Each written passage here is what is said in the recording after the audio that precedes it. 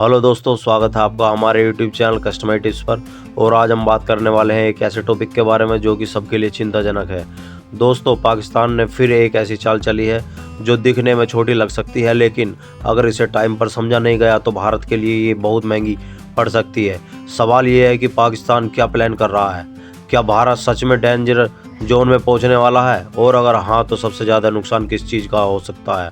इस वीडियो को एंड तक जरूर देखना, क्योंकि लास्ट में जो सच आने वाला है वो आपको सच में मजबूर कर देगा सोचने के लिए। पाकिस्तान इस तरीके की चाल चलता है जो सबको देखने लायक होती है, और वो साइलेंटली वर्क करता है। दोस्तों, जब भी हम पाकिस्तान की चाल बोलते हैं, इसका मतलब सिर्फ सीधा अटैक नहीं होता है। पाकिस्तान अक्सर 3 तरह की चालें चलता है: direct military provocation, proxy war मतलब टेररिज्म और इंसुलेशन, और डिप्लोमेटिक साइकोलॉजिकल वॉरफेयर। और सबसे खतरनाक होती है तीसरी वाली, क्योंकि इसमें गोली नहीं चलती है इसमें, लेकिन नुकसान साइलेंट होता है। आज जो चाल हम डिस्कस करने जा रहे हैं वो इसी स्ट्रेटजी में आती है। आज के टाइम में पाकिस्तान की सबसे बड़ी प्रॉब्लम क्या है? इकोनॉमिक क्राइसिस, IMF का लोन और पॉलिटिकल इंस्टेबिलिटी, आर्मी और गवर्नमेंट के बीच में पावर स्ट्रगल। इस सिचुएशन में पाकिस्तान इंडिया से डायरेक्ट अब वॉर तो अफोर्ड नहीं कर सकता है, लेकिन वो करता क्या है? वो करता है कि इंटरनेशनली सिंपैथी को गेन करने की कोशिश करता है, और इंडिया को एग्रेसिव दिखाने की कोशिश करता है, और कश्मीर इश्यू को फिर से ग्लोबली बनाने की कोशिश करता है। और यहीं से शुरू होती है इसकी असली चाल की। पाकिस्तान का सबसे पुराना और टेस्टेड वेपन है कश्मीर इशू। जब भी पाकिस्तान वीक होता है वो कश्मीर कार्ड खेलता है। कैसे?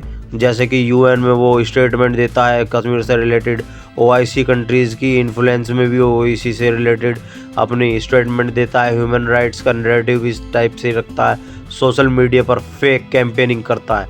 इसका ऑब्जेक्टिव सिंपल होता है, क्या? इंडिया को डिफेंसिव पोजीशन में लाना, मतलब। और जब भारत डिफेंसिव में आता है तो प्रेशर ऑटोमेटिकली बढ़ जाता है। दोस्तों, आज की दुनिया में वॉर सिर्फ बॉर्डर पर नहीं होता है। आज की वॉर जो होती है वो मोबाइल स्क्रीन पर भी होती है, सोशल मीडिया पर भी होती है, और पब्लिकली प्रिस्क्रिप्शन के अंदर भी होती है। पाकिस्तान का एक बड़ा नेटवर्क है। कौन सा? फेक अकाउंट का, बोट आर्मीज़ का, एडिट वीडियोस का, ओल्ड इमेज को न्यू दिखाने का। इसका टारगेट क्या होता है? वो होता है कि भारत की इमेज को ख़राब करना, यूथ को कंफ्यूज करना, आर्मी के मोरल को डाउन करना। ये चालें सिर्फ डेंजरस इसलिए होती हैं क्योंकि ये धीरे धीरे जहर की तरह काम करती हैं। बहुत लोग सोचते हैं कि अब टेररिज्म ख़त्म हो गया है। सच ये है कि पैटर्न चेंज हुआ है, स्ट्रेटजी नहीं। पाकिस्तान अब स्मॉल डबल अटैक्स करना चालू कर दिया है। लोन वुल्फ अटैकर से ये यूज़ कर रहा है। बॉर्डर इन्फ्लेशन कम हो गया है, लोकल और रेडिकुलेशन ज़्यादा बढ़ गया है।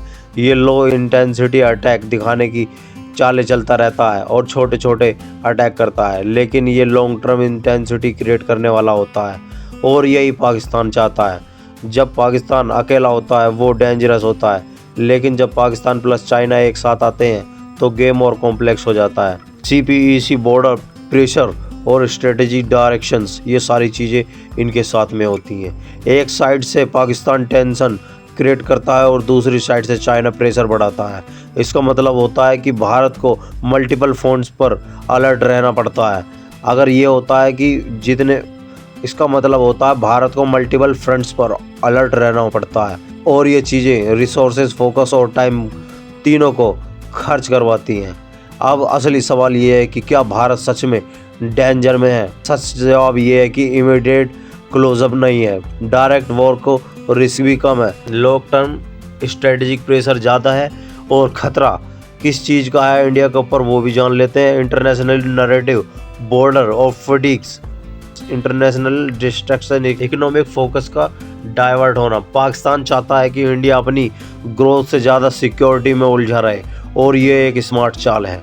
गुड न्यूज़ ये है कि दोस्तों, भारत बिल्कुल भी बेकार नहीं बैठा है। स्ट्रॉन्ग इंटेलिजेंस नेटवर्क इंडिया के पास है। डिप्लोमेटिक आइसोलेशन ऑफ पाकिस्तान, इसका भी तोड़ इंडिया के पास है। इकोनॉमिक ग्रोथ फोकस, ये भी इंडिया के पास है। डिफेंसिव और मॉडर्नाइजेशन, ये भी इंडिया के पास है।